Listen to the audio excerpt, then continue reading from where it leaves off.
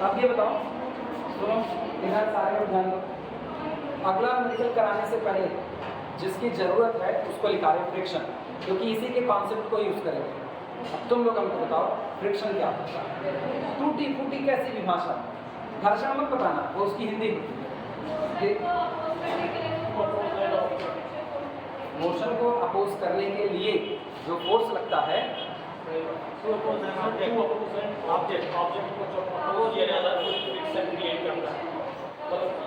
यही जो कहे ना फ्रिक्शन क्रिएट करता है, वही मेरे को सुनना है। फ्रिक्शन एक्चुअल में होता क्या है, बस मतलब बोल सही रहे, थोड़े से शब्द को इधर उधर कर लो बस, खाली कोई बोले।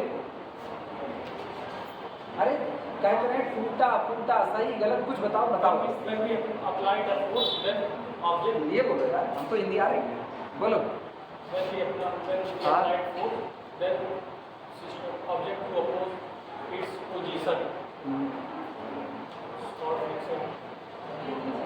और कोई देखो, हम ऑब्जेक्ट हैं, हम ऑब्जेक्ट हैं, मेरा मुंह ऑब्जेक्ट है, हो गया। कोई अभी फ्रिक्शन नहीं है फिलहाल, अब कोई फ्रिक्शन नहीं है, मतलब है अभी तो वो अपने लिए कोई मतलब नहीं रखना। अब बताओ फ्रिक्शन क्या? तुम लोग एक ही बात कह रहे हो ना, इसीलिए बार बार पूछ रहे हो। तुम लोग कह रहे हो किसी बॉडी पर फोर्स लगाया जाता है तो जो अपोज होता है उसको फ्रिक्शन कहते हैं।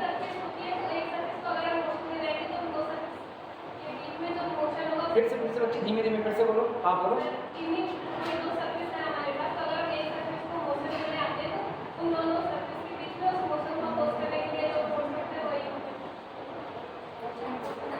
लैंग्वेज ना, जो लैंग्वेज इस्तेमाल कर रहे हो, जो शब्द इस्तेमाल करो उस पर ख्याल नहीं कर रहे हो। दो सरफेस है मेरे पास, मूव करा रहे हैं। अब जब दो सरफेसेस, जब दो बॉडी एक दूसरे के ऊपर रख दी जाती हैं, या किसी सरफेस के ऊपर कोई बॉडी रखी जाती है, और इस बॉडी को जब हम इस पर मूव कराते हैं तो हमको एक अपोजिट फोर्स का सामना करना पड़ता है, और यही अपोजिट फोर्स क्या कहलाता है? फ्रिक्शन कहलाता है। यही लैंग्वेज मेरे को निकालनी थी। सिर्फ दो सरफेस भर की बात नहीं है कि दो सरफेस नहीं, दो सरफेस एक दूसरे के टच में नहीं है तो किस बात का फ्रिक्शन? कोई फ्रिक्शन नहीं। घर्षण का मतलब ही होता है एक दूसरे के ऊपर रगड़ खाना। घर्षण का सीधा मतलब है एक दूसरे के ऊपर रगड़ खाना, और जब चीजें एक दूसरे के ऊपर रगड़ खाती है, इवन पानी जब बहता है तो वो भी एक दूसरे के ऊपर रगड़ खाता है। सबसे नीचे वाली लेयर, इसके ऊपर बहती एक लेयर, इसके ऊपर बहती एक लेयर, तो हर लेयर आगे बढ़ रही है और नीचे वाली लेयर ऊपर वाले को पीछे की तरफ खींच रही है, दोनों के बीच में एक घर्षण पैदा होता है। सवाल ये उठता है कि किस फोर्स, कौन सा फोर्स ऐसा होगा जिसके बढ़ाने पर घर्षण बढ़ जाएगा, जिसके घटाने पर घर्षण कम हो जाएगा? यानी कौन सा फोर्स होगा जिसके बढ़ाने पर फ्रिक्शन बढ़ जाएगा और जिसके घटाने पर फ्रिक्शन कम हो जाएगा?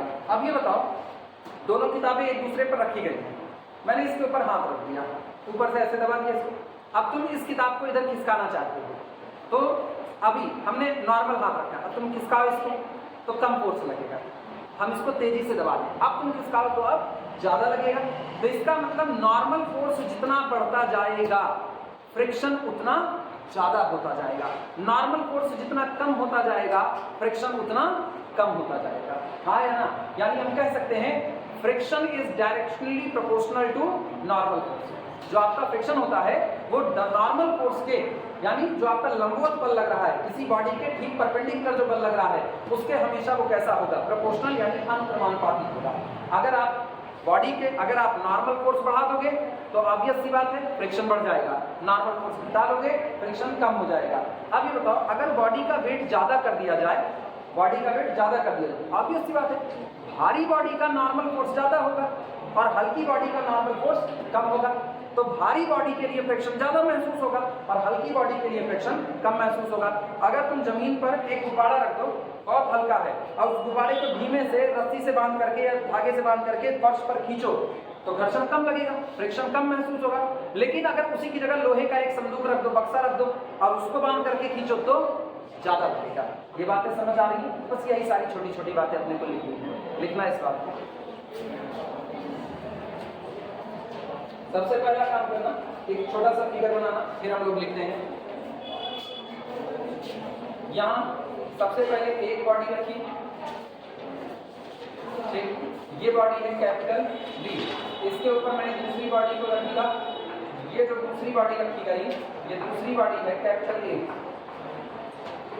दूसरी बॉडी ये हो गई कैपिटल ए, ठीक। और ये रहा नॉर्मल फोर्स, ये नॉर्मल फोर्स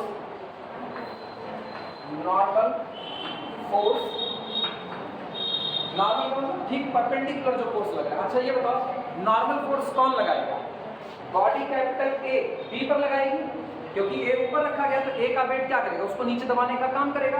तो normal force by capital A on capital B, body capital A के द्वारा नॉर्मल फोर्स लगाया जा रहा है किस पर? बॉडी कैपिटल बी पर। अच्छा जब आप ऊपर से नॉर्मल फोर्स लगाओगे तो आपको मेरा ख्याल देना, इसके बाद ये जस्ट अपोजिट, जब आप जमीन पर खड़े होते हो तो जमीन भी तो आपके ऊपर एक नॉर्मल फोर्स लगाती है जो ठीक परपेंडिकुलर होकर के जा रहा होता है। तो जब बॉडी ए बी पर नॉर्मल फोर्स लगाएगी तो बी ए पर भी तो नॉर्मल फोर्स लगाएगी। तो इसका मतलब ये जो ऊपर की डायरेक्शन में जा रहा है ये कौन है? ये है नॉर्मल फोर्स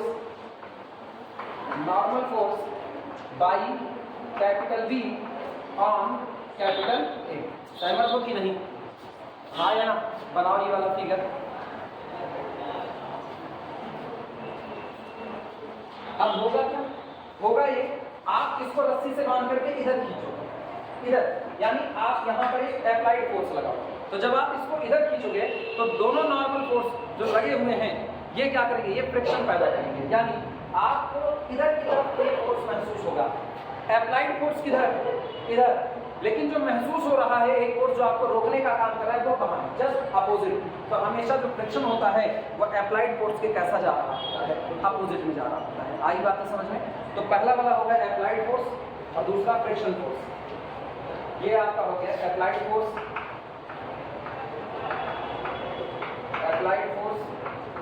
और ये आपका होगा फ्रिक्शन फोर्स।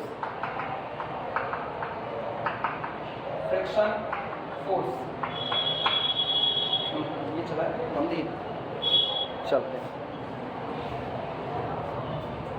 ये फिगर बना लो, फिर हम लोग लिखने की शुरुआत करेंगे।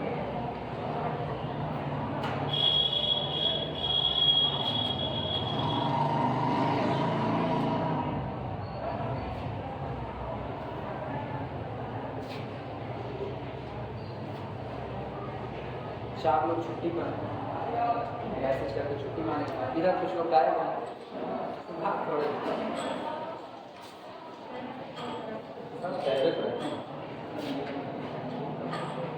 चले लिखा जाए कुछ, अगर फिगर बन गया हो।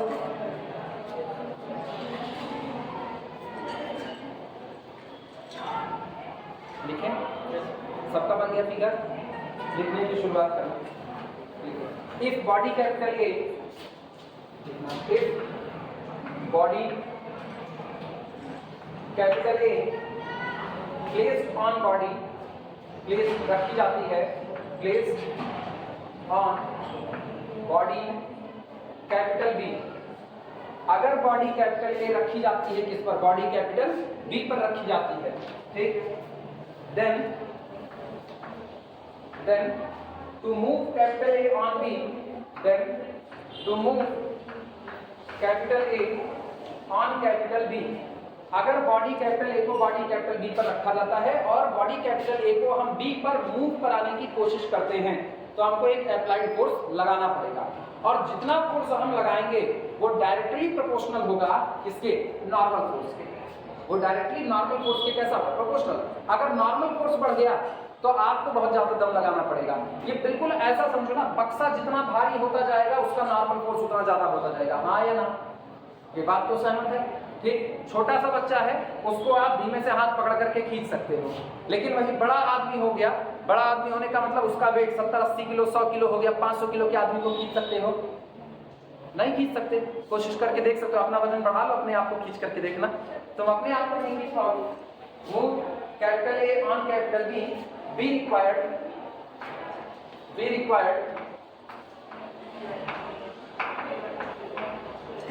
required a force, and this force is directly proportional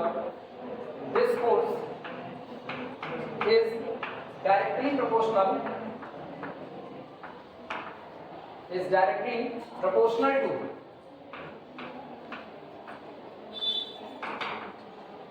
this force is directly proportional to normal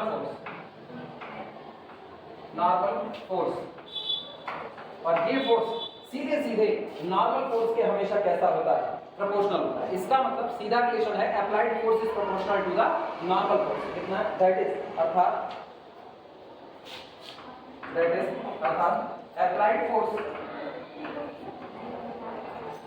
applied force is proportional to normal force n, normal force capital N, applied force normal force capital N के proportional होगा। अब होगा क्या, एक आपने लगाया हुआ है और एक फोर्स अपने आप ऑटोमेटिकली जनरेट होगा। हम सर फोर्थ सेमेस्टर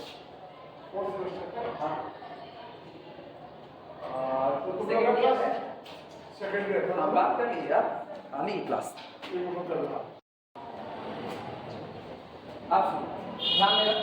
ये बताओ, एक अप्लाइड फोर्स लगाया, उसको खींचने के लिए जब अप्लाइड फोर्स लगाया तो पहला रिलेशन तो ये समझ में आता है कि अगर नॉर्मल फोर्स ज्यादा होगा तो लगाया गया अप्लाइड फोर्स भी कैसा होगा, ज्यादा होगा, वो भी आपको ज्यादा लगाना पड़ेगा। ठीक, अगर नॉर्मल फोर्स कम होगा तो अप्लाइड फोर्स कम लगाना पड़ेगा। ये तो हुआ जिनको हम लगा रहे हैं उनकी बातें। कुछ चीजें दुनिया में अपने आप आ जाती हैं, फ्रिक्शन उसी की कैटेगरी में आता है। जब आप अप्लाइड फोर्स लगा रहे होंगे तो वहीं पर चुपके से एक और फोर्स जनरेट हो जाएगा। जब आप किसी बॉडी को खींचोगे तो जो दूसरा फोर्स चुपके से अपने आप जनरेट होता है वही कौन कहलाता है, फ्रिक्शन कहलाता है। लिखना इस बात को। Then there exists another force, then there exists another force, तब यहाँ पर एक और फोर्स मौजूद होगा बिटवीन, इसके बीच में होगा, और ये फोर्स दो सरफेसेस के बीच में होगा। पहला सरफेस कैपिटल है और दूसरा सरफेस कैपिटल बी, इन्हीं दोनों के बीच में होगा। There exists another force between surfaces capital A and capital B which oppose, और इसका टेंडेंसी क्या होगा, इसका टेंडेंसी ये होगा कि A तो B पर खींचना चाहेगा लेकिन ये फोर्स उसको रोकना चाहेगा। ठीक, which oppose, जो कि विरोध करेगा, which oppose motion of capital A on capital B, जो कि कैपिटल ए के कैपिटल बी पर होने वाले मूवमेंट का क्या करेगा, अपोज करेगा, वो उसका विरोध करेगा। ठीक, लिखना, दिस फोर्स इज कॉल्ड, इसी फोर्स को कहा जाता है, दिस फोर्स इज कॉल्ड, और यही फोर्स कहलाता है, this force is called friction, घर्षण, friction, this force is called friction. आम जिंदगी की भाषा है, दो विचार टकराते हैं तो भी फ्रिक्शन है, आप दूसरे वाले को रोक रहे हो। ये सिर्फ फिजिक्स तक की बात नहीं है कि दो बॉडी एक दूसरे के ऊपर खींच रही है तो फ्रिक्शन पैदा हो गया, नहीं, दो आदमी साथ बैठे फ्रिक्शन पैदा हो जाएगा। बस साथ बैठे हुए हैं, झगड़ा चालू करने में उनको देर नहीं लगेगी। जरा राजनीति की चर्चा करो, एक बैठा दो भाजपा वाला, एक बैठा दो कांग्रेस वाला, फिर देखो फ्रिक्शन कितना तगड़ा पैदा होता है, दे थप्पड़ हो जाएगा। नॉर्मल फोर्स परपेंडिकुलर फोर्स कुल पैदा कर देंगे वो एक ही मिनट में। तो ये सिचुएशन जो निकलती है ना कि एक फोर्स का एग्जिस्ट करना, वो फोर्स ऑटोमेटिकली एग्जिस्ट करता है। मैथमेटिक्स में तुम लोग बाद में जानोगे, मैथमेटिक्स में एक है रसेल पैराडॉक्स। एक फिलोसफर थे, मैथमेटिशियन कम थे, फिलोसफर ज़्यादा थे, रसेल। उन्होंने एक पैराडॉक्स दिया, रसेल पैराडॉक्स, और उनका एक ही काम था कहने का।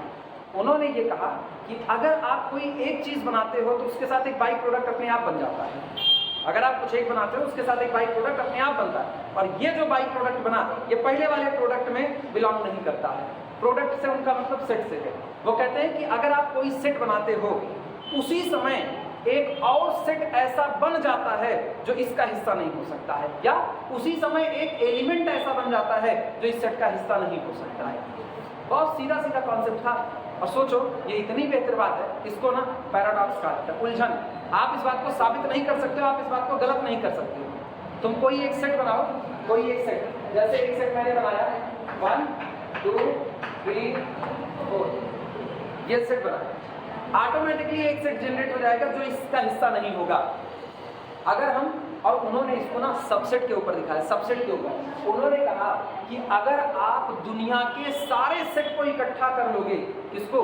दुनिया के सारे सेट को इकट्ठा कर लोगे, उसके बावजूद भी इस दुनिया में एक सेट ऐसा बच जाएगा जिसको आप वहां इकट्ठा नहीं कर पाएंगे। एक सेट बच जाएगा जिसको आप वहां पर इकट्ठा नहीं कर पाएंगे, क्योंकि आपने उसमें दुनिया के सारे सेट भर दिए।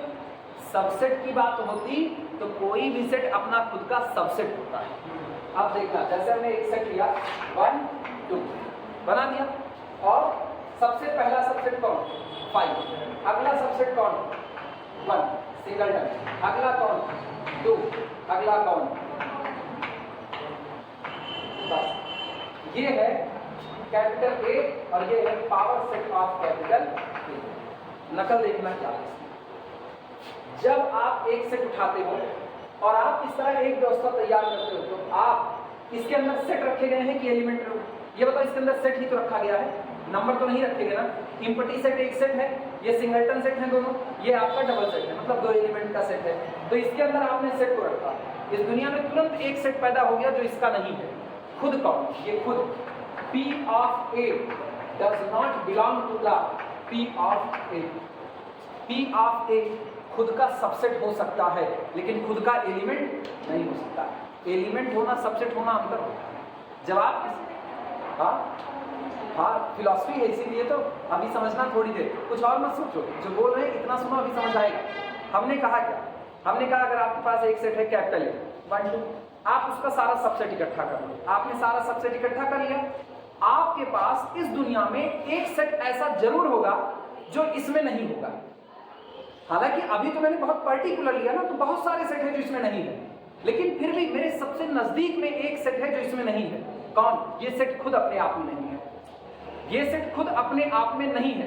कोई सेट अपना सबसेट हो सकता है, एलिमेंट नहीं हो सकता।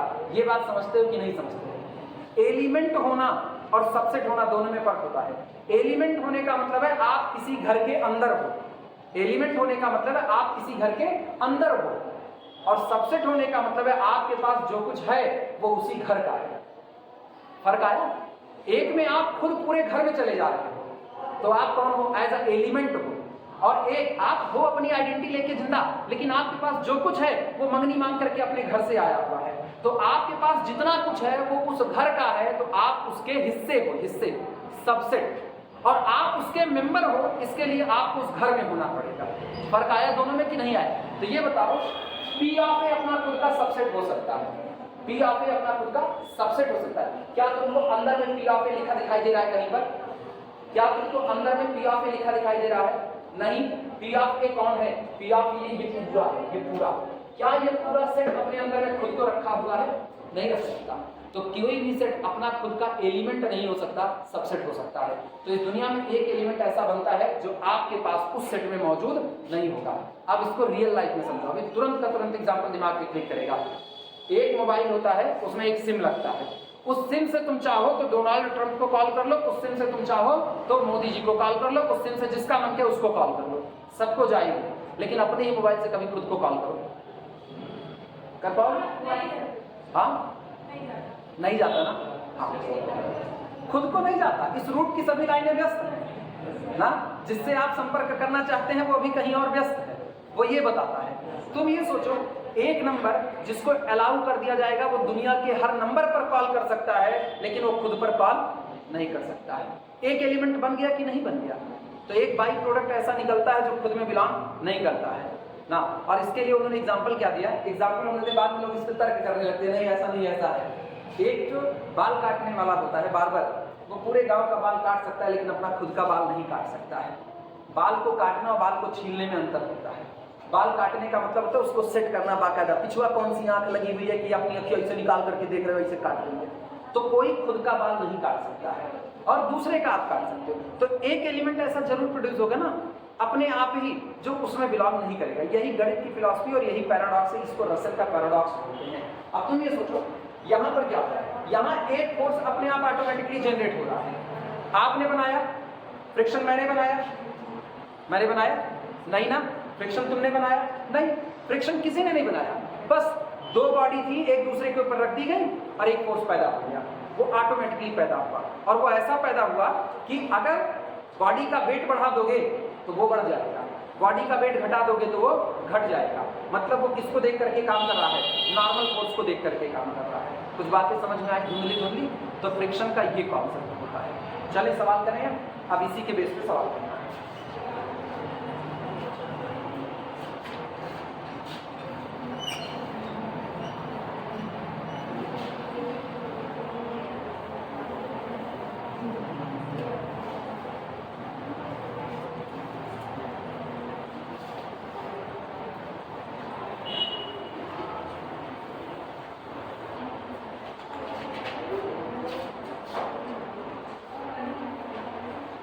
एक को लाइन लिख लेना, क्या लिखे हैं? Friction proportional to normal force, ये लिखे ना, लिखना दैट इज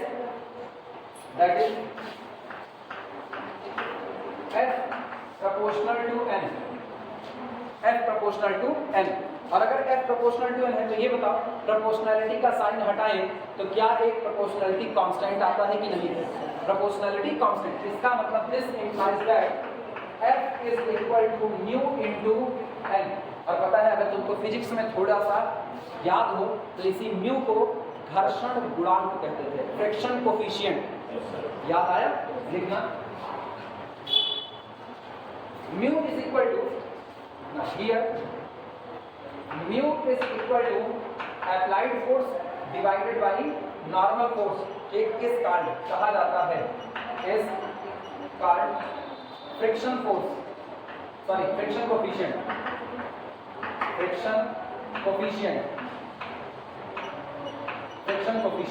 घर्षण गुणांक।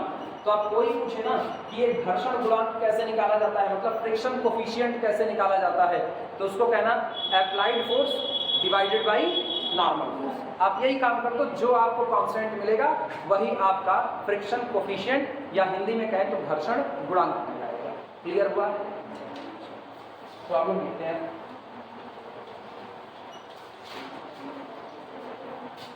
मिटा दिया जाए पूरा अगर हो गया।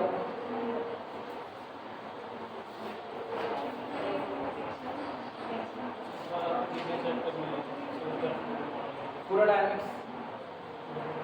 डायनेमिक्स, लेकिन कुछ चीजें अभी छिपी हुई ना, वो कल तक पता चल जाएंगे। कुछ चीजें छिपी हुई कल तक पता चल जाएंगी, जैसा होगा बताएंगे। हाँ, कैसा schedule?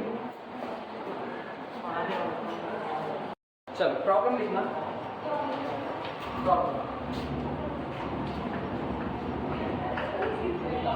if the ends of a uniform,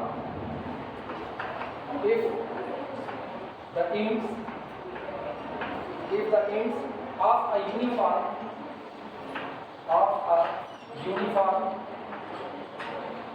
uniform inextensible string,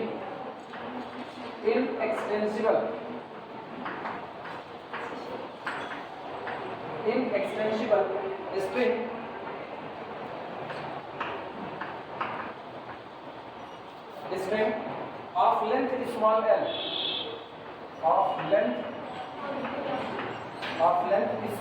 l, hanging freely under gravity, hanging freely under gravity,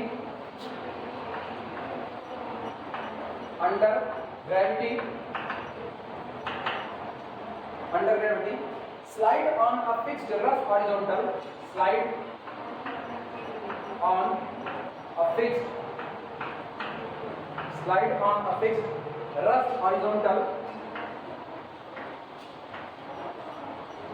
rough horizontal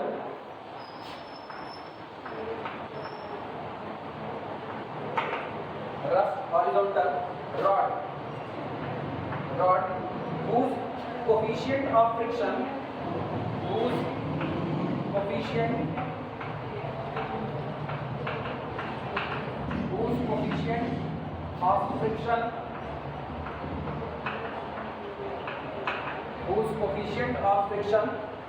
is mu, comma, show that show that at the most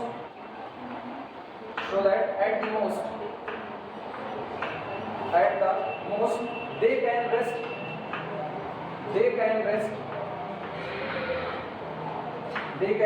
at a distance. They can rest at a distance mu L into log 1 plus under root 1 plus mu square upon mu. और इसको लिख देना important exam के लिए, पहले लिखो तो समझाइए है।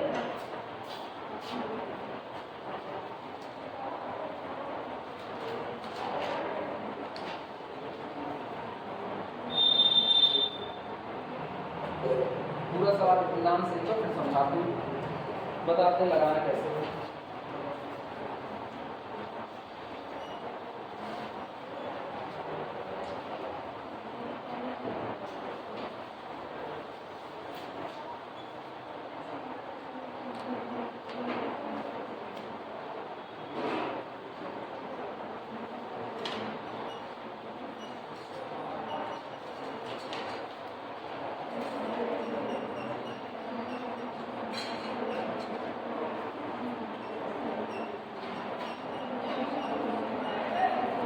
सब लोग लिख चुके, समझाया जाए।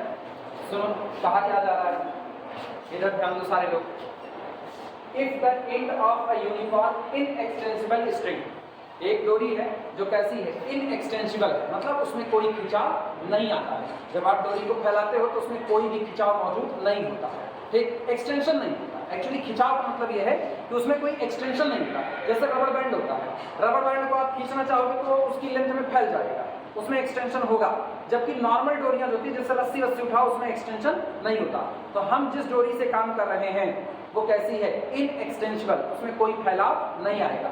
कह रहे हैं इफ, यदि ऐसा हो, एंड आखिरी सिरे of a uniform inextensible string of length L, एक डोरी जो कि इनएक्सटेंसिबल है, जिसमें प्रत्यास्था खिंचाव नहीं आता इस तरीके का, उसमें जिसकी लेंथ L है, हैंगिंग फ्री, उसको फ्री तौर पर लटका दिया जाता है, मुक्त तौर पर लटकाते हैं अंडर ग्रेविटी, ग्रेविटी के प्रभाव में। Slide on a fixed rough horizontal rod, rough का मतलब है खुरदुरा, खुरदुरी हॉरिजॉन्टल रॉड है ये।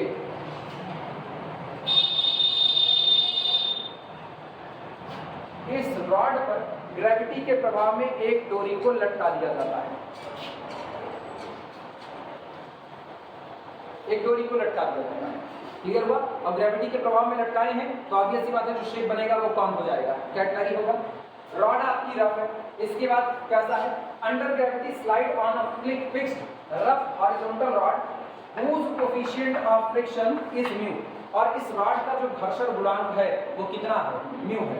इसके बाद कह रहे हैं शो दैट, आप ये दिखाइए, at the most they can rest at a distance, at the most they can rest, वो अधिकतम दूरी जिस पर वो रुकी रह सकती हैं, वो अधिकतम दूरी जिस पर वो दोनों सिरे एक दूसरे से दूर रुके रह सकते हैं, वो अधिकतम दूरी कौन होगी, mu L into log 1 plus under root 1 plus mu square upon. ये बताओ दोनों सिरा जहां जहां होगा वो आपका स्पैन कहलाता है कि नहीं कहलाता है, स्पैन। अब तुम अपने दिमाग से सोच करके बताना, डोरी यहाँ पर मौजूद है, ठीक, इनिशियल स्टेज में आप इसको यहाँ पर रखो तो डोरी कुछ ऐसी लटक कर दी जाएगी। और ये बताओ इसमें कोई ऐसा तो नहीं, डोरी ढीली पड़ी हुई है तो कोई इसमें मूवमेंट नहीं होगा। आप क्या करो, इसको थोड़ा सा खींच करके यहाँ कर दो। जब इसको थोड़ा खींच करके यहाँ करोगे तो डोरी इस तरह से लटकना चालू हो जाएगी। आप इसको थोड़ा खींच के यहाँ पहुँचा दो, यहाँ पहुँचाए डोरी इस तरीके से। लेकिन तुम गौर करो, जैसे जैसे आप इसको दूर खींच रहे हो, मेरा बनाने का तरीका गलत है, बनाने का तरीका गलत है। जब आप इसको दूर खींच रहे हो तो ये साइड धीमे धीमे आया ना, तो पहले नजदीक और साइड कर, ये साइड, फिर आप क्या करोगे, डोरी को थोड़ा और दूर करोगे, दोनों सिरे और दूर हुए तो साइड पहले से कम, साइड ये हो गया इस बार, ठीक। इसके बाद आप इनको और दूर कर दो। लेकिन ये बताओ, एक वक्त ऐसा आएगा जिसके बाद अब अगर आप डोरी को हल्का सा दूर करोगे तो खिसक करके वापस लौट आएगा, हाँ या ना? पर्दा वर्दा कहीं पर बना हुआ है तो देखो होता क्या, अगर आप पर्दे को बड़े तेजी से खींच देते हो तो फैल गया, लेकिन अगर एक हिस्से पर हाथ लगाए हुए हो तो बहुत तेजी से खींचने पर दूर जाके झटका खा के फिर वापस लौट आता है। लेकिन अगर तुम वही चीज हाथ से करो तो हाथ से दूर ऐसे फैलाते रहो, एक वक्त के बाद अब वो और ज्यादा नहीं खींचेगा, और जैसे आप हल्का से खींच के उंगली हटाओगे वो वापस लौट आएगा, पूरा नहीं लौटेगा लेकिन थोड़ा वापस लौट आएगा। जैसे आप उसको हाथ हटाओगे फिर वो वापस नहीं लौट आएगा। तो वो मैक्सिमम दूरी जिस पर वो रेस्ट पर रह सकता है आपको वो दूरी निकालनी है। मतलब आप वहां से उंगली हटाओगे तो ये लौटेगा नहीं, लेकिन उसके बाद अगर आप फैलाने की कोशिश किए तो वापस लौट करके चला आएगा। तो इन शॉर्ट मेरे को क्या मैक्सिमम स्पैन निकालना है कि नहीं निकालना है? दोनों की दूरी क्या कहलाएगी? Maximum span. और मुझको पता है स्पैन कितना होता है, स्पैन होता है 2x या 2x होता है। स्पैन कितना? 2x। आप x निकालो, उसका 2 गुना कर देंगे तो स्पैन कितना आ जाएगा? 2x आ जाएगा। क्लियर है कि नहीं? समझ में आई बात? चलो स्वागत है।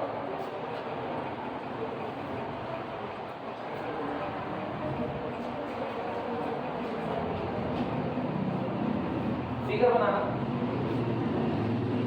क्या होगा? किसी को कोई सवाल, किसी दिमाग में कोई सवाल हो तो पूछ सकता है।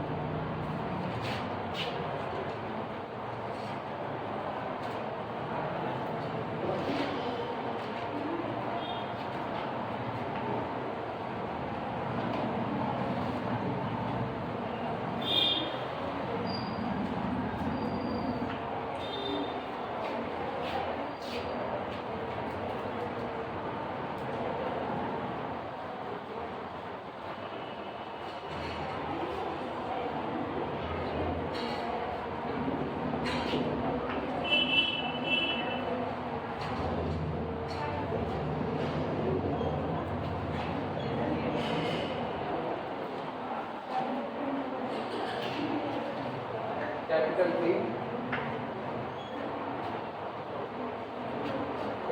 A, कैपिटल B, और ये पूरी लंबाई L है तो ये कितना हो जाएगा? L/2, L/2 ये हो गया। ठीक, इसको हम कहते हैं कैपिटल D।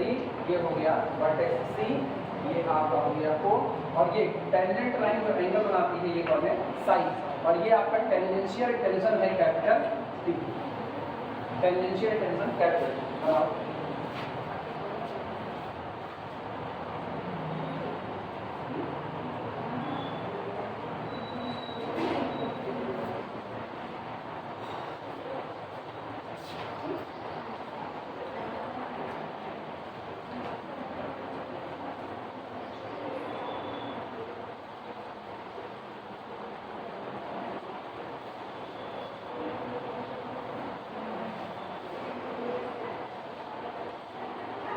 अपने दिमाग से थोड़ी सी बात सोचना तो इसी पे और ना भाई सीरियस हो जाओ, दोनों लोग लगातार बतिया रहे हैं तो नहीं है तो इसका मतलब ये नहीं है कि टोकेंगे नहीं, सोच रहे हैं खाली अब सुधर जाओ, अब सुधर जाओ, अब सुधर जाओ, क्योंकि डांट देंगे तो रोना पिटना मच जाएगा। समझे कि नहीं समझे? जितनी जल्दी समझ जाओ उतना अच्छा है। जब तक हम पढ़ा रहे, जब तक कोई नया टीचर न पढ़ाए तब तक ये सब काम न करो, जब कोई नया पढ़ाएगा तो करना। कंटिन्यूअसली बतियानी, कंटिन्यूअसली बतियानी। इतनी देर से हम सुन रहे हैं बन जैसे हाड़ा नहीं मनकता है वैसे हाड़ खान मन की पड़ेगी। या तो सीट बदल दे कहो तो अभी नई सीट साफ करोगे, सब तो गंदी है, बैठना पड़ेगा उस पर। इतनी सीट खाली है, दूर बैठा फिर बतियाना नहीं खा पाती, इतना बतिया करके। ऐसे थोड़ी ना बदनाम हो गई ये लड़कियां, तुम जैसे लोगों की वजह से बदनाम हो गई। और नहीं बदनाम हुई, 2 लड़कियां कहीं बैठ जाए तो बिना बतियाए रह नहीं सकती हैं, बतियाएंगे। और लड़के भी ऐसे ही होते हैं, लेकिन बदनाम लड़कियां ज्यादा हो जाती हैं। उसका रीजन है ना, इतनी तेज आवाज में बतियाएंगी कन्ना तक पड़ेगा आकर के, या तो इत्मीनान से ना गुनगुन पेन से लिख करके बतिया लो ना, वो ऐसे नहीं बतियाएंगे। वैसे बतियाएंगे तो पेन घिसेगी, ऐसे जुबान तो घिसनी है नहीं, बतियाते रहो। भगवान को एक सिस्टम बनाना था, भगवान के पास थोड़ी मैकेनिज्म की कमी हो गई थी। मेरे जैसा इंजीनियर रख लेना हमको, तो वो बताते कि कैसे बनाएं। ऐसे बनाए ना, जब चलती हुई क्लास में कोई घर द्वारे की बतिया करे, या फिर ना आज उनके बर्थडे में गए, आज उनके बर्थडे में गए, तो एक स्पेशल दांत अंदर में होना चाहिए, कच्च दे जिबिया काट दे, दोबारा बतिया भी नहीं करे। अब ऐसा मैकेनिज्म अगर दे देना तो कितनी अच्छी बात रहे जैसे मोबाइल पे बहुत ज़्यादा गेम खेलो तो हीट हो जाएगा और एक दिन हाथों में दब जाएगा, बस ऐसा ही। नहीं, तुम उनको बदनाम ना करो कि वही करती हैं, जो तुम कहते वही करती हैं। नहीं, हम ऐसा सोच कौन सा? नहीं वो नहीं, तुम ही दो लोग लगातार बतियाई पड़ी हुई है, तुम ही दो लोग। कौन सा? तुम दो लोग लगातार बतियाई पड़ी हुई है ना। हाँ, जगह बदल लो वो बहुत अच्छी बात है, क्योंकि अभी तो प्रेम से समझा रहे हैं। नहीं नहीं, सुनो सुनो, अभी बहुत प्रेम से समझा रहे हैं। अभी हंसता हुआ चेहरा देख करके सोच रहे हैं बस इससे ऊपर और ओवरफ्लो होगा नहीं। जिस दिन ओवरफ्लो होता है उस दिन कोई झेल नहीं पाता है। इसीलिए अभी प्रेम वाली भाषा समझ जाओ तो ज़्यादा अच्छा होगा, क्योंकि हम हर क्लास में यही दिक्कत झेल रहे हैं। और बस 1 2 3 2 बार टोक चुके, एक दिन और टोके थे, भूल गई। तिबारा नहीं टोकेंगे, तिबारा डांटेंगे। या तो तब तक सब्र कर लो जब तक हम हैं। ऐसा हो सकता है हम चले जाए ना पढ़ाएं, तो उस दौर में फिर जो भी पढ़ाएगा बतियाती रहना। ऐसा हो सकता है, इस दुनिया में कुछ भी हो सकता है, तो ये भी हो सकता है। लेकिन जब तक ये पढ़ा रहे, अब हम समझा रहे हैं इतनी देर से, और नहीं ये सवाल तुमने सुना नहीं है, अभी हम पूछना चालू करेंगे तो अभी बता नहीं पाओगी करना क्या क्या है। सुनी नहीं हो इस सवाल, सुनी हो? बताओ क्या क्या करना है। वाह, वो कह दिया हम नहीं सुने हैं, पहले बता दो।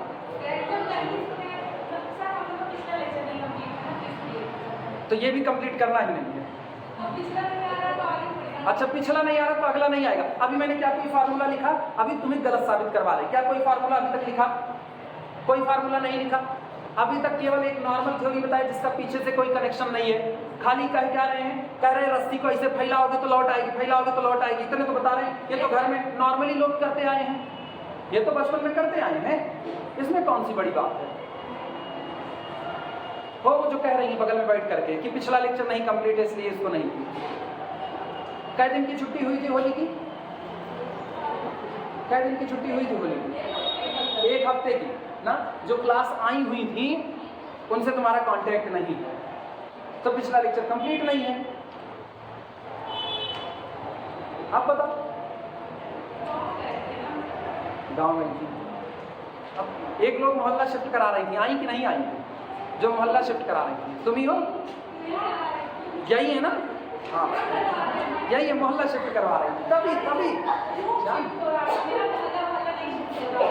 वो रूम ऐसा ही शिफ्ट हुआ ना, और दूसरा नहीं। किसका? ना ना ना ना, तुम्हारी तरह नहीं किए, तुम्हारी तरह नहीं किए। हाँ, तुम्हारी तरह नहीं किए हमने, जैसा तुमने किया हुआ। और शिफ्ट करने के बाद आ गई हो तो उसके बाद भी ना अपना तो अपना डिस्टर्ब, दूसरे को भी डिस्टर्ब करना है। अब बात यह माननी भी नहीं है, ऑन रिकॉर्ड सब है। यही क्लिप काट करके तुम्हारे घर भेज देंगे, देर नहीं लगेगी हमको। फिर घर वालों को जस्टिफाई करवाती रहना कि पैसा पे की हुई बतियाने के लिए या पढ़ने के लिए, फिर जस्टिफाई करना।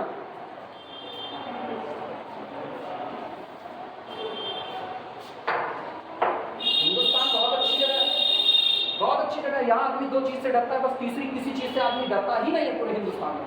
या तो लाठी से डरता है या तो धर्म से डरता है। देवता नाराज हो जाएंगे, फूल चढ़ाना जरूरी है, वहां डरेंगे ना। हे बाबा आपके पास कहते बाबा ना पक्की जान है, बस आत्महत्या करे रास्ता रह जाए। और लाठी ले खड़े रहे, सारे बोला नहीं, मारे भांग थे, वहां डरे भैया जोन का तो करते। ये 2 ही चीज डरता है हिंदुस्तान में, और तीसरा डरता होता नहीं है कोई किसी। अभी नहीं डर रही हो, एग्जाम में आएगा तो डरोगी, तब न कुल देवी देवता मना लोगी। रास्ते में आते आते गणपत सहाय तक जय मंदिर पड़ेगा, तय मंदिर मत्था न टेक दी तो खाओ।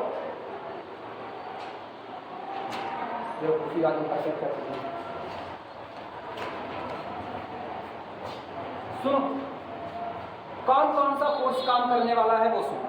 सबसे पहले, चूंकि आपने इसको फैला दिया है दूर तक, फिगर तो मत जाना कि फिगर ऐसा बनाएगा, आपने इसको फैला दिया है और ये एक खुरदुरा सरफेस है, ये एक खुरदुरा सरफेस है। तो जब आपने इसको फैला दिया है तो एक वक्त के बाद जब और आप इसको खींचोगे तो वापस लौट जाएगा, उससे ज्यादा नहीं जा सकता। तो यानी जब आपने इसको खींचा तो इसके पास एक टेंशन हो गया कि नहीं हो गया? टेंशन। तो इस कॉर्नर पॉइंट पर टेंजेंशियल टेंशन कौन काम करेगा? T काम करेगा। दूसरी बात, जब टेंजेंशियल टेंशन T काम करेगा और यहाँ चर्चा फ्रिक्शन की हो चुकी है, घर्षण की हो चुकी है, तो फ्रिक्शन तो तब पैदा हुआ था जो नॉर्मल फोर्स लगा हुआ था, हाँ या ना? तो इसका मतलब रॉड क्या करेगा, रॉड यहाँ पर एक नॉर्मल फोर्स भी अप्लाई करेगा और वो नॉर्मल फोर्स कहाँ की तरफ रहेगा, ऊपर की तरफ डायरेक्टेड रहेगा। ये आपका नॉर्मल फोर्स है। और अगर तुमको फिजिक्स थोड़ा और अच्छे से इंटरमीडिएट का याद हो तो नॉर्मल फोर्स को जो कोई सतह ऊपर की तरफ लगाती थी कैपिटल R से रिप्रेजेंट करते थे, हाँ या ना? तो ये आपका नॉर्मल फोर्स हो गया कैपिटल R। क्लियर हुआ? अब और सुनो, ये सटे हुए ना आपस में। और सुनो, ये बताओ, जब ये इधर खिसकने की कोशिश करेगा तो फ्रिक्शन किधर काम करेगा, जस्ट अपोजिट, यानी इधर आपको फ्रिक्शन काम करेगा। और फ्रिक्शन तुमको पता है कितना होता है, म्यू इनटू नॉर्मल फोर्स, यानी फ्रिक्शन होगा म्यू इनटू कितना R। सहमत हो कि नहीं? अगर ये एंगल साई है, टेंजेंशियल एंगल, तो पक्की बात है ये वाला एंगल कितना होगा, साई होगा। इतनी बातें सबको समझ में आ रही हैं? बनाओ फिगर उसी में।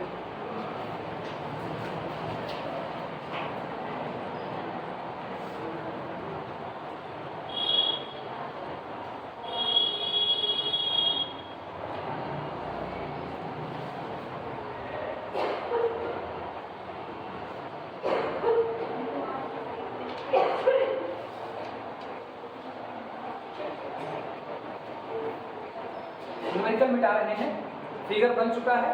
अब न्यूमेरिकल मेरे पास भी मौजूद है, तुम्हारे पास भी है। न्यूमेरिकल से इंफॉर्मेशन निकालते रहेंगे और न्यूमेरिकल को सॉल्व करने की कोशिश करते हैं।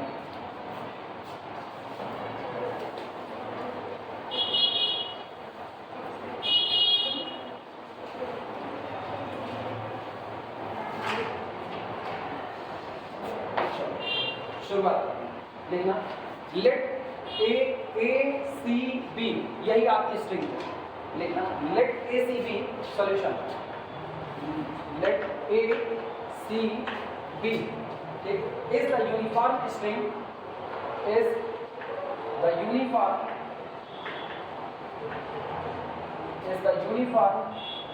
string, is the uniform string and span AB,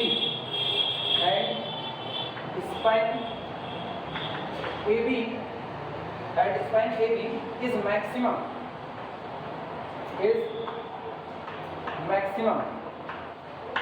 हमने ये माना जो स्ट्रिंग है जिसकी चर्चा हो रही है वो है ACB, और ये जो AB आपको नजर आ रहा है ये मैक्सिमम स्पैन है। इसके बाद अब रस्सी और फैल नहीं सकती। अगर इसके बाद आपने रस्सी को फैलाने की कोशिश की तो ये अब रेस्ट की पोजीशन में नहीं रहेगा, खिसकना चालू कर देगा। क्लियर हुआ?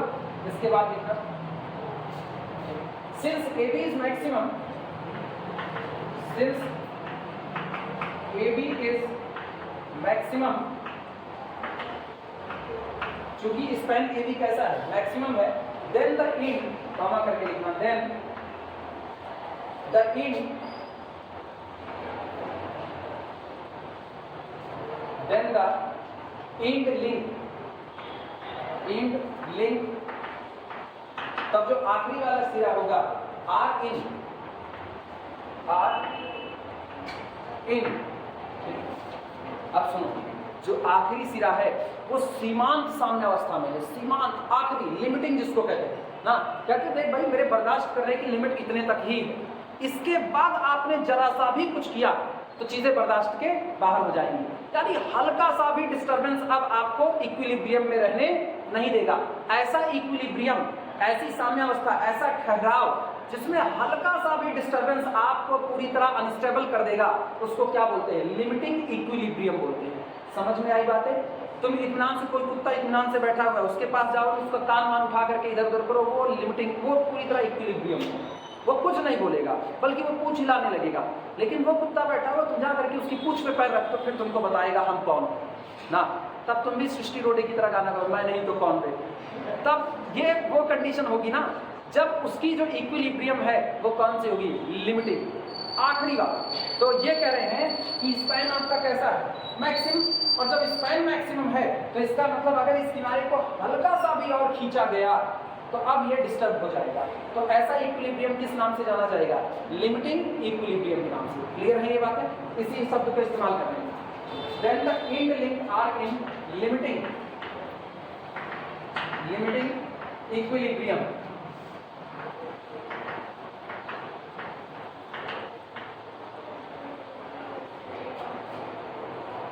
then the end link are in limiting equilibrium. सीमांत साम्यावस्था। अब कैपिटल ए पर जो जो फोर्स काम कर रहे हैं उन फोर्स को लिख लेते हैं कि कैपिटल ए पर कौन कौन फोर्स काम कर रहा है। नॉर्मली आपको सब पता है, कैपिटल ए पर एक तो ये टेंजेंशियल फोर्स ये लग रहा है T, एक नॉर्मल फोर्स R और एक ये कौन लग रहा है म्यू लग रहा है। क्लियर? और ये बताओ जब रस्सी को आपने खींच दिया तो जितना टेंशन ऊपर की तरफ उतना टेंशन नीचे की तरफ भी तो लगेगा, तो इसका मतलब ये खिंचाव दोनों तरफ का होगा। आई बात समझ में? लिखना इसी बात पर। Force acting on capital A, force acting on capital A R.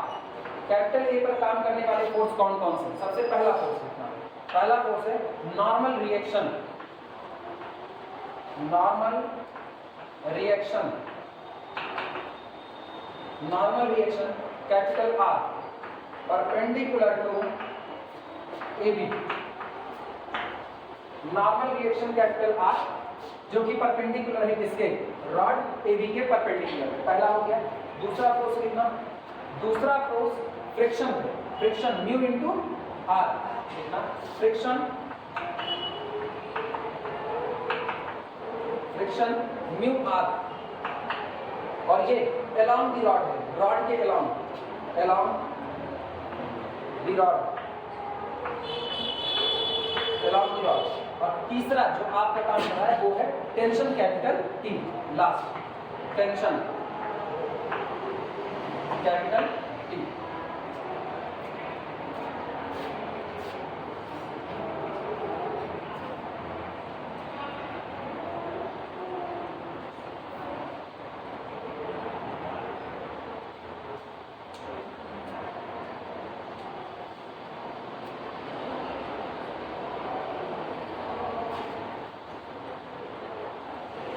चलिए बोला जाए, ये बताओ ये जो टेंशन है T, दिमाग चलाना, ये जो टेंशन T है इसके दो कंपोनेंट हैं, एक कंपोनेंट हॉरिजॉन्टल और एक कंपोनेंट वर्टिकल। हॉरिजॉन्टल कंपोनेंट क्या कहलाता है? T cos psi, vertical component T sin psi।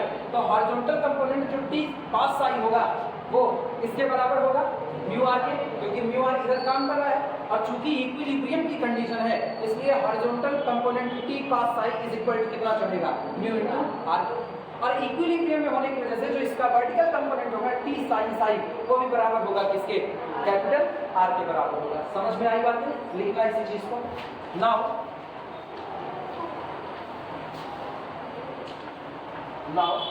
T cos psi is equal to mu into capital R and T sin psi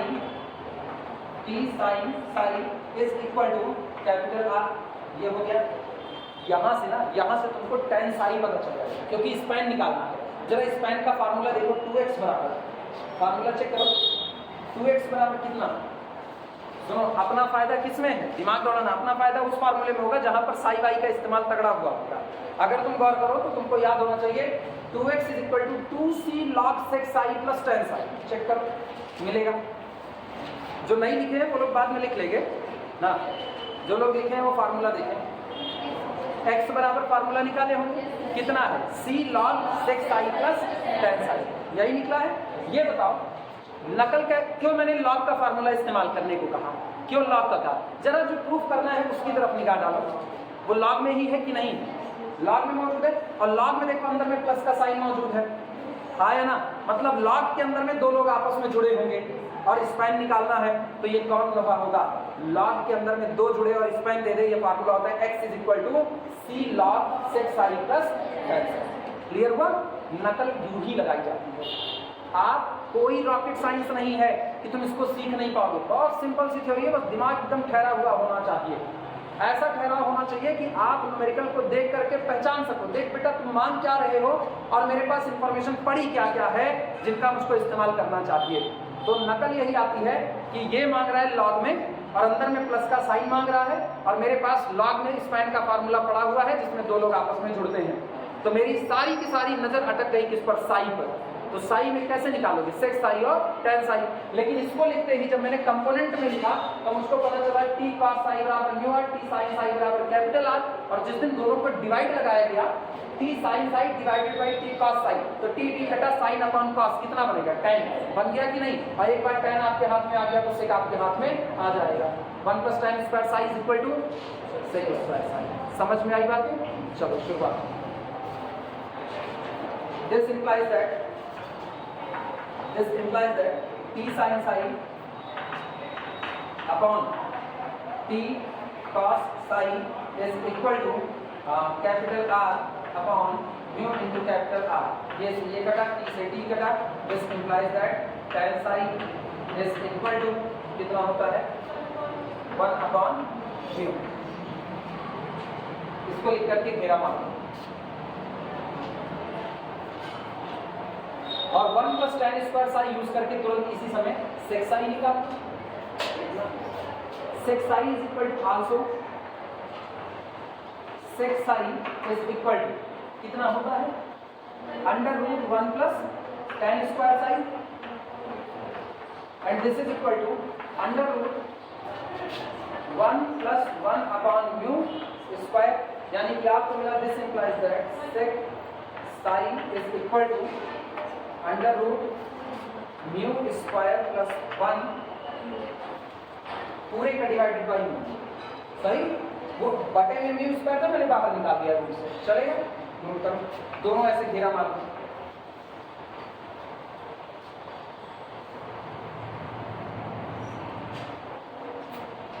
फार्मूले की तरह दिमाग लेकर के जाना।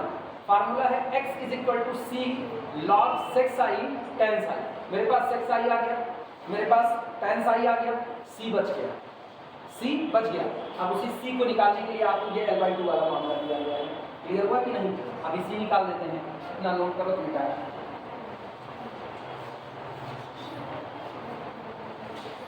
बहुत इत्मीनान से पढ़ने वाला है, बहुत इत्मीनान से। अगर इसको आपने इत्मीनान से नहीं पढ़ा, एग्जाम टाइम में मान के चलो, पता एग्जाम टाइम में सबसे भारी दिक्कत इस पेपर की एक ही होती है, बस एक ही दिक्कत, ये मैथ के नाम पे फिजिक्स का बिल फट रहा है और आप कॉन्सेप्ट जब तक नहीं लगा पाओगे तब तक ये आपसे सॉल्व होने वाला। तुमने मैथ के खूब सवाल लगाए, मैथ में तुम्हारे हाथ नहीं करने, फिजिक्स में तुम्हारे यहाँ सवाल नहीं लगाया जाता, थ्योरी पढ़ाई जाती है, हाँ या ना। सवाल तुमने इंटर में भी नहीं लगाए होंगे, बहुत कम लगाए होंगे, लिमिटेड ना। जहाँ करंट वगैरह निकालना होता है, रेसिस्टेंस वगैरह निकालना होता है, वहाँ गॉस के अलावा से थोड़े से सवाल लगाए होंगे। लेकिन ये कहो कोई बहुत ज़्यादा सवाल लगाया, ऐसा कुछ नहीं लगाया है। समय चाल दूरी उरी का जितना उसमें कॉन्सेप्ट यूज होता था उसके लिए बहुत ज़्यादा सवाल नहीं, क्योंकि हम भी इंटर पढ़े और हम जिस व्यवस्था में पढ़े थे उससे 72 व्यवस्था में पढ़ रहे हो, ऑब्वियस सी बात है। तो ये पूरा आधे से ज़्यादा था फिजिक्स। इसको जब तुम एकदम इत्मीनान से समझ जाओगे तभी इसके सवाल तुमसे बड़े आसानी से बनेंगे। और सोचो हो क्या रहा है, इत्मीनान से लग रहे हैं, केवल आपको समझना है, बस एक बार समझ आ गया आप लगा लोगे। और समझ में नहीं करोगे तो लगाने का कोई हिम्मत ही नहीं होगी। भंडारा भर का सवाल देखने के बाद आदमी सोचता है यार इसको छुए या बाहर से निकल जाए। तो इसके लिए ना तुमको एकदम ठहराव चाहिए। जब तक ठहराव नहीं आएगा तब तक भूल जाओ कि 4th सेमेस्टर में आ चुके हो तो सेकेंड ईयर बीत रहा है। हाँ बीत तो रहा है, बीतेगा इसमें शक हो रहा है। हालांकि तुमको नहीं होगा शायद, सेमेस्टर सिस्टम में पास हो गया।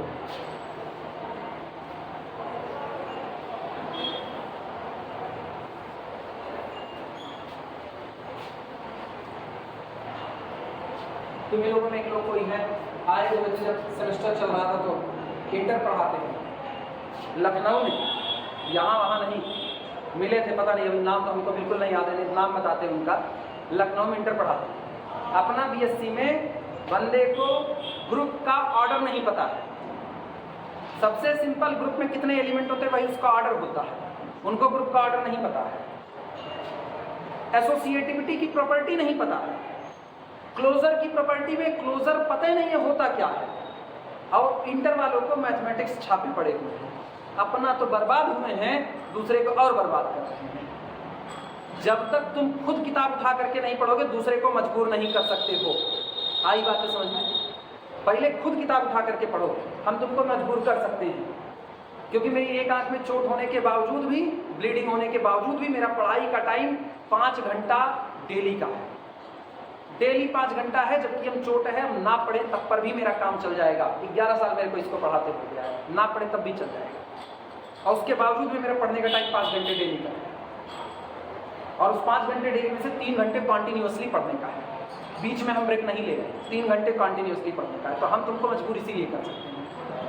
और जब तुम खुद ही नहीं पढ़ते हो तो तुम दूसरे को जा करके बताओगे कि देखो 15 मिनट पढ़ना चाहिए, हम भी पढ़ते हैं, क्या मिलेगा तुमको?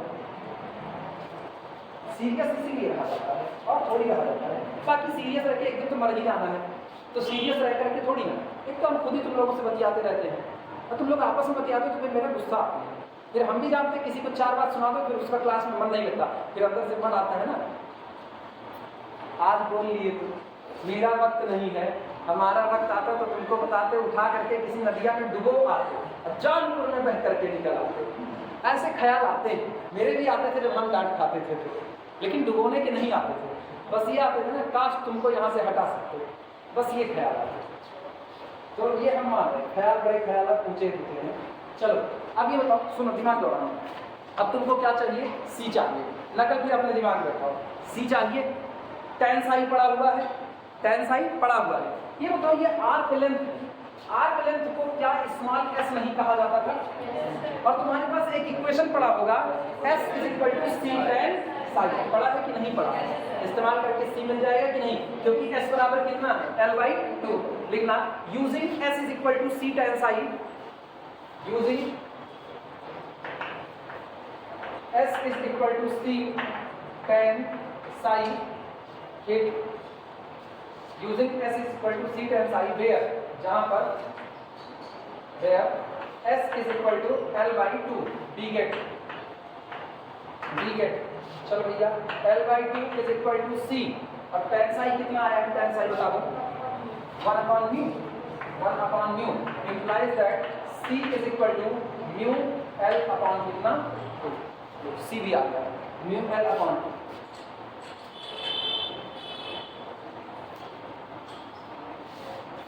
हो गया। Therefore span is equal to, अब स्पैन निकालो, Therefore इसलिए स्पैन इज इक्वल टू, क्या ए बी ही स्पैन है कि नहीं है? ए बी, और सबको पता है स्पैन होता है 2x, और सबको ये भी पता है कि x बराबर होता है c log ब्रैकेट के अंदर में sec psi plus tan psi, सहमत हो कि नहीं? This is equal to value कुछ कर दो 2 और c की वैल्यू है mu l upon 2 log bracket के अंदर में सेक साई कितना है? Under root 1 plus mu square upon कितना? म्यू, और प्लस 1 अपॉन कितना? म्यू। ये आया, दिस इज इक्वल टू 2 से 2 कैंसिल आउट हुआ, न्यू l लॉग ब्रैकेट के अंदर में कितना? 1 plus under root 1 plus mu square upon कितना? म्यू। क्या यही आंसर है? क्या यही आंसर लगा? सवाल को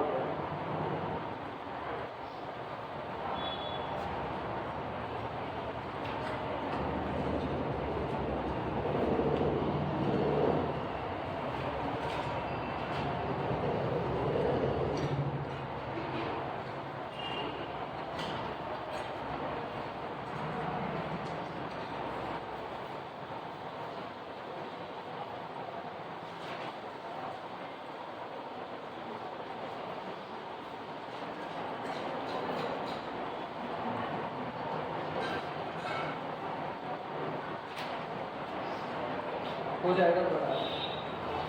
अच्छा, अगले सवाल में एक कॉन्सेप्ट की जरूरत है, एंगल ऑफ फ्रिक्शन। किसी को याद है एंगल ऑफ फ्रिक्शन कैसे निकाला जाता है फिजिक्स में?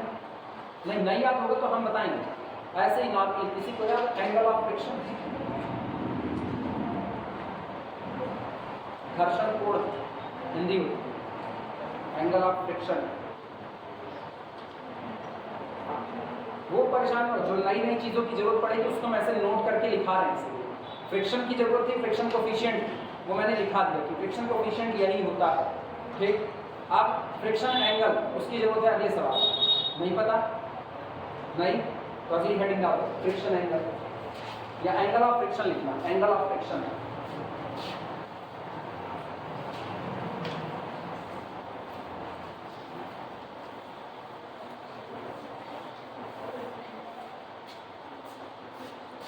सुनो इधर, जिनके लेक्चर छूट गए हैं, नया लेक्चर अभी अपलोड नहीं करेंगे, पहले बता रहे हैं, जिनके लेक्चर छूट गए हैं यूट्यूब चैनल पे चले जाओ, यूट्यूब चैनल पे, या शायद पता नहीं इस समय प्राइवेट होगा कि पब्लिकली होगा, खैर मेरे को मैसेज करना, ठीक है। पुराने लेक्चर कुछ पढ़े हुए, अरे हम देख लेंगे बच्ची मैसेज, जब कहते हैं तो देख लेते हैं ना। हाँ हम नहीं देखते हैं मैसेज, ये हम भी जानते हैं ना, अभी बहुत सारे अनरीड पड़े होंगे, लेकिन फिर भी मैसेज।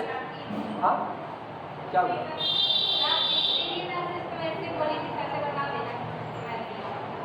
नहीं आएंगे ये वाली बात ना, अच्छा नहीं हम नहीं देखते, उसका रीज़न होता है ना अपने पास टाइम नहीं बचता है मोबाइल देखने का। लेकिन सुनो, नहीं देखते हैं उसके बावजूद भी जिसको छुट्टी चाहिए होती है उसको अपने मैसेज वहाँ ड्रॉप कर देने चाहिए। क्यों? क्योंकि कम से कम मेरे पास एक रिकॉर्ड रहे और तुम्हारे पास डांट खाने से पहले बताने का रिकॉर्ड रहे, आप देख लीजिए मैसेज किए हुए हैं। वरना डांट देंगे कि आप गायब क्यों हो गए क्लास से, फिर कहोगे बताने के बाद भी डांट खाए ना बताने के बाद भी डांट खाए। अभी मेरे पास रिकॉर्ड पड़ा है, आज जिन्होंने छुट्टी मांगी हुई है 6 लोगों का मैसेज आया हुआ है, वो रिकॉर्ड है मेरे पास, पढ़े नहीं है लेकिन पता चल गया, क्योंकि नाम ब्लिंक होता है ना, जिसमें मेरी क्लास रहे अगर उसी का नाम ब्लिंक हो तो पक्की बात है छुट्टी मांगेगा, देखने की जरूरत ही नहीं है। नेहा कौन है इसमें? नेहा नहीं आई ना, उनका एक मैसेज पड़ा हुआ है, वो छुट्टी पे है। और कोई पटेल करके कोई लड़की है, पारुल वर्मा ना, उनका मैसेज पड़ा हुआ है, वो ब्लिंक होता है तो वो दिख जाता है। तो तुम्हारे मैसेज ऐसे पड़े रहने चाहिए अगर छुट्टी मार रहे हो तब। आई बात समझ में? हाँ तो फिलहाल अभी की चर्चा ये है कि जिनके लेक्चर छूट गए हैं वो मेरे को मैसेज कर देंगे। कैटनरी के कुछ लेक्चर पुराने वाले पड़े हुए हैं और थ्योरी डिक्टो यही है, सवाल इधर उधर हो सकते हैं भाई, सवाल हर सेशन में कभी कोई सवाल पहले कोई सवाल बाद में, लेकिन थ्योरी सेम टू सेम रहती है। तो मैसेज कर देना, वो लेक्चर ओपन कर देंगे, शेयर कर देंगे और वो लेक्चर जरूर कंप्लीट कर लेना। आई बात है समझ में? तो जिनके नहीं कंप्लीट है वो हर हाल में उसे कंप्लीट कर लें। और 2 लेक्चर शुरू के तुमको कंप्लीट करने पड़ेंगे जिसमें फार्मूले का डेरिवेशन करवाया गया है, क्योंकि बाकी तो सवाल हर सवाल बदलेगा, हर सवाल में नया तरीका इस्तेमाल।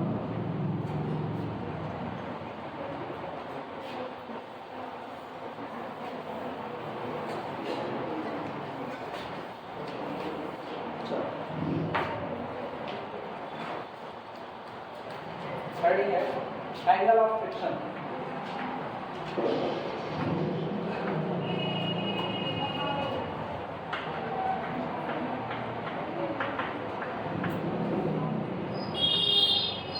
एंगल ऑफ फ्रिक्शन, ठीक, इसमें एक फिगर बनाना, इसके बाद बाकी बात करेंगे। ये सतह है, इस पर एक बॉडी को प्लेस किया गया है, एक बॉडी को रखा गया है, बॉडी के ऊपर एक नॉर्मल फोर्स काम कर रहा है, नॉर्मल फोर्स जिसको हम लोग कैपिटल N से रिप्रेजेंट करते हैं। अब यहाँ पर एक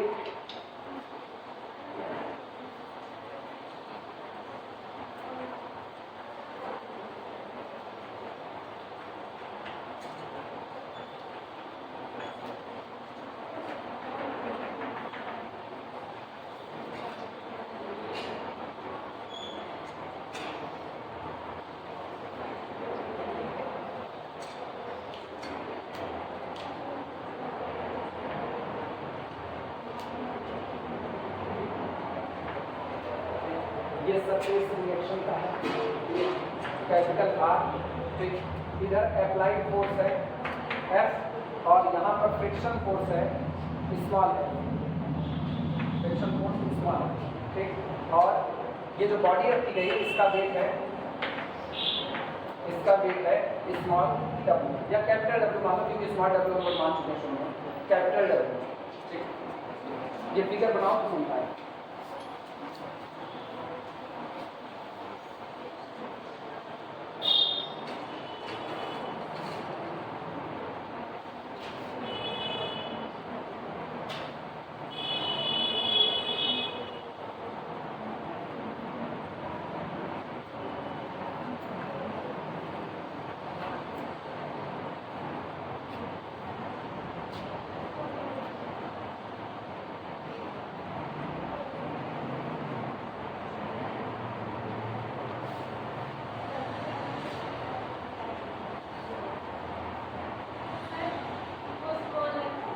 हाँ स्मॉल, अच्छा हो देखो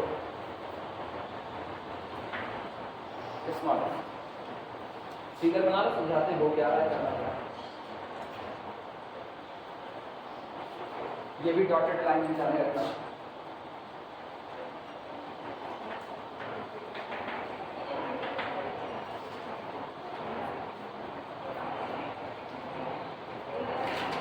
बोला जाए कुछ, अगर बन गया हो तो सुनो, ध्यान से सुना।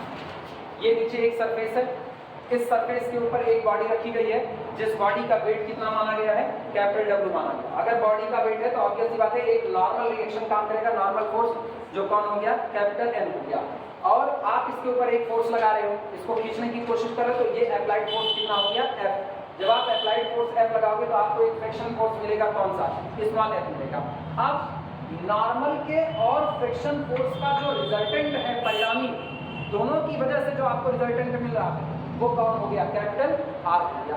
रिजल्टेंट जो आपका निकल करके आया, रिजल्टेंट कौन कौन होता है, नॉर्मल फोर्स और फ्रिक्शन फोर्स का रिजल्टेंट, वो नॉर्मल फोर्स के साथ जो एंगल बनाता है, ये एंगल, ये थीटा, इसी को कहा जाता है, this is known as the angle of friction. The angle between the normal force, ध्यान से सुनना, the angle between the normal force and resultant of normal and friction force known as the angle of friction। Clear हुआ, लिखना इसी बात को, it is the angle of friction में लिखना, it is the angle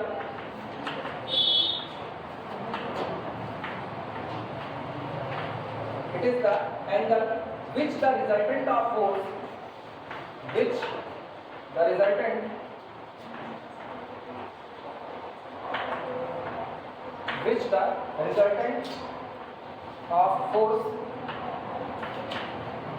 resultant of force of friction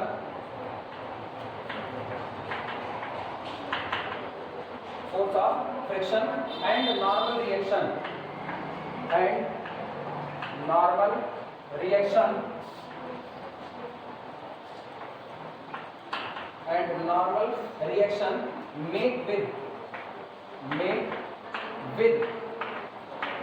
make with normal reaction full stop, make with normal reaction। ठीक, इसके बाद फोर्स ऑफ फ्रिक्शन, अब यहां से बता रहे हैं कि वो थीटा बराबर कितना निकालोगे, फोर्स ऑफ फ्रिक्शन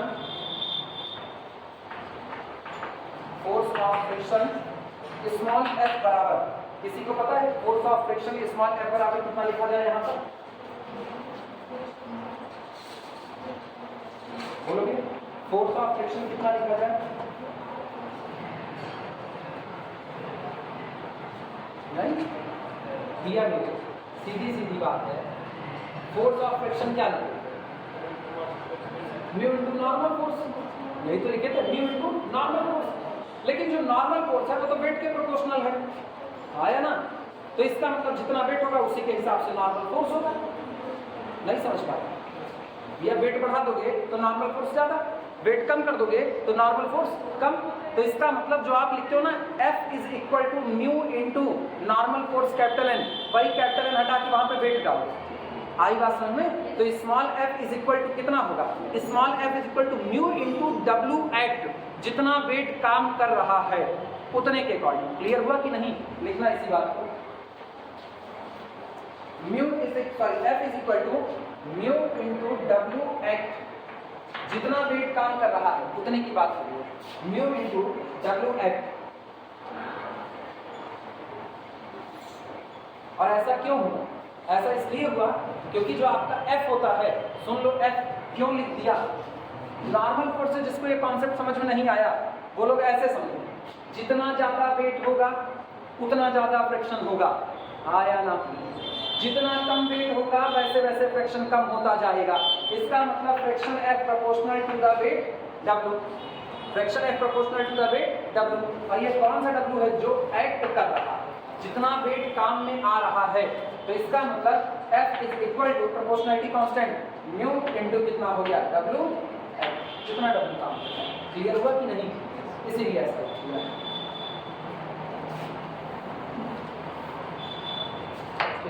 इसके बाद यहां पर बता देगा सिंस, क्योंकि friction F proportional to the W, weight W। अब फ्रॉम द फिगर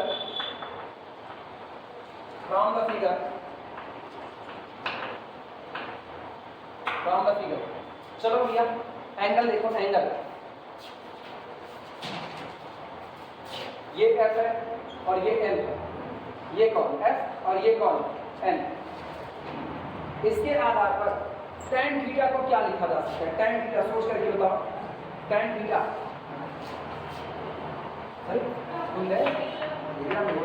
लाल बटे का तुम्हारे हाथ में है PVP upon HHP। PVP upon HHP। हम कह रहे हैं फ्रिक्शन फोर्स F है और नॉर्मल कितना है N है, और आपको यही एंगल थीटा निकालना है, यही एंगल थीटा निकालना है। बताओ किसका यूज करें, साइन का, कॉस का, tan का? हाँ या ना? ठीक, ये सुनो, ये F है तो क्या इसको F कह सकते हैं कि नहीं कह सकते हैं? ये हो गया F, ये हो गया कौन N हो गया। तो ये बताओ tan थीटा कितना लिखें? tan theta F upon N। tan theta कितना F अपॉन N। समझ आई ये बातें? लिखना tan थीटा। और तब भी दिक्कत लगे तो एकांतर कोण वाला ले। अगर ये थीटा है तो ये कितना होगा? थीटा होगा। चाहे उस ट्रायंगल में काम करो चाहे इस ट्रायंगल में बात करो, एक ही निकल करके आएगी। समझ में आई बात? लिखना from the figure tan theta is equal to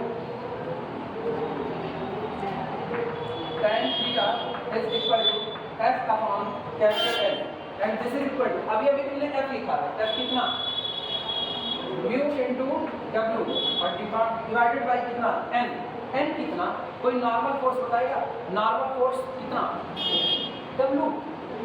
भैया जितना वेट उतना नॉर्मल फोर्स, सिंपल सी बात है। तो इसका मतलब यहाँ पर कितना आया? क्लियर हुआ? तुमको tan थीटा कितना मिला? म्यू। तो this implies that tan theta is equal to mu. तो एंगल ऑफ फ्रिक्शन कितना मिला? Angle of friction theta is equal to tan inverse. Clear है कि नहीं? कितने पैसे दे रहा हूं आपको? कितने पे दे रहा हूं?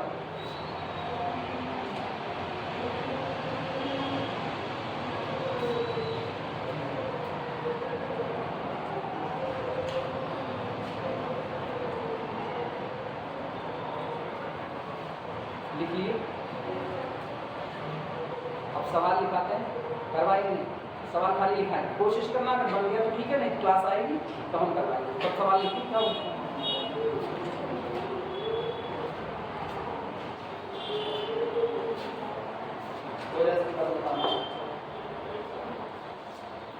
किताब का कोई हाथ आई कि नहीं आई? हाँ कुछ मिली किताब ना?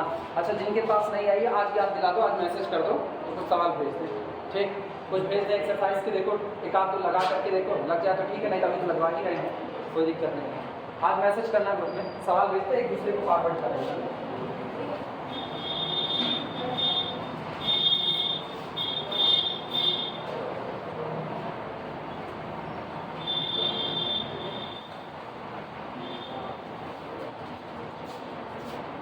प्रॉब्लम लिखना, डिट्टो पुरानी वाले की तरह प्रॉब्लम दे रहे जो हम ये भी करवाए, इसीलिए कह रहे कोशिश करना, नहीं लगेगा कोई बात नहीं। प्रॉब्लम लिखना, the end link of a uniform chain, the end link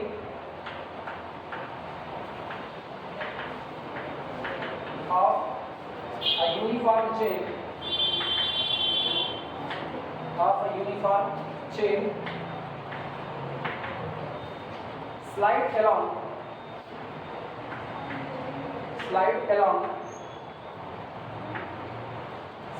along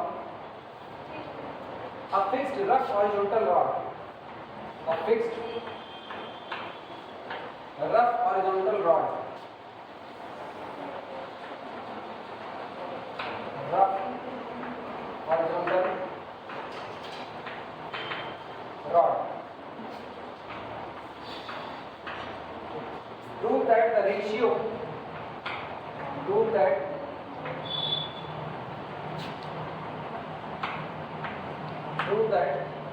the ratio of the maximum span, the ratio of the maximum span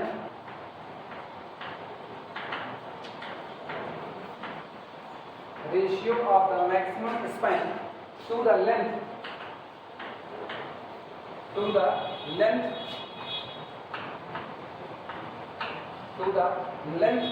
of the chain, length of the chain is mu log bracket के अंदर में 1 plus under root 1 plus mu square upon mu, जहां पर mu के बारे में कह दिया mu is equal to coefficient of friction. Ditto पुराने वाले न्यूमेरिकल की कॉपी है।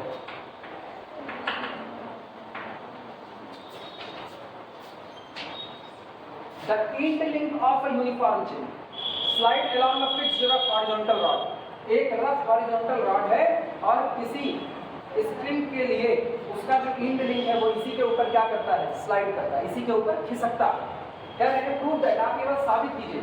द रेशियो ऑफ द, दो लोगों का रेशियो निकालना है, किसका किसका, maximum span 2x divided by maximum span to the length of the chain, और चेन की लेंथ L। इन दोनों का जो रेशियो होगा वो रेशियो कितना होगा, mu log 1 plus under root 1 plus mu square upon, यही निकल कर आएगा। क्लियर हुआ कि नहीं? ठीक, कोशिश करना, लग जाए तो ठीक है। मैक्सिमम स्पैन निकालना और लेंथ से क्या लगाना है, डिवाइड लगाना है, वही रेशियो देखना है। आ गया तो ठीक है, नहीं आया तो अगली क्लास में हम करवाते हैं। ठीक।